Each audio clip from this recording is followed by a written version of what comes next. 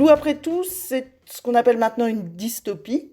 Ça se passe dans un monde dans lequel il y a des bouleversements climatiques, des émeutes de la misère, des épidémies, tiens donc, des dictatures, des mondes séparés avec certains qui sont protégés derrière des murs et les autres qui n'ont droit que à la misère de l'autre côté du mur. Ça, c'est le tableau du départ, c'est quand Lou est petite fille.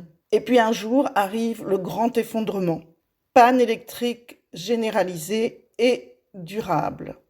Aucun objet qui utilise l'électricité ne peut être utilisé. Où beaucoup de choses étant basées sur l'informatique, les gens sont décontenancés et doivent réapprendre la survie avec des façons de faire qu'ils ont complètement désapprises. En même temps que ce grand effondrement, apparaissent des monstres qui sont des humains dont le comportement est déshumanisé, les uns par excès de présence devant les ordinateurs, les autres à cause d'anxiolytiques qui avaient des drôles d'effets secondaires. Lou va devoir apprendre à vivre, à survivre dans ce monde après l'effondrement. Elle va grandir auprès d'un jeune homme qui l'a recueillie et qui va la protéger et lui apprendre ce qu'il faut pour survivre. Ils vont se déplacer pour éviter les dangers et ils vont donc tomber sur des îlots où certains essaient de reconstruire un monde et de se protéger de l'extérieur. Lou finit par entendre parler d'un monde qui s'appelle la douceur.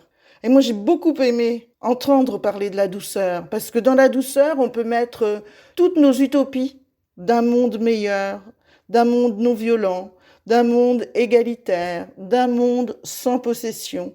Ah là là, c'est le rêve descendu sur la terre. Donc de tous ces excès, ces abus et ces horreurs, va ressortir un monde meilleur. Et ça, vraiment, ça fait du bien.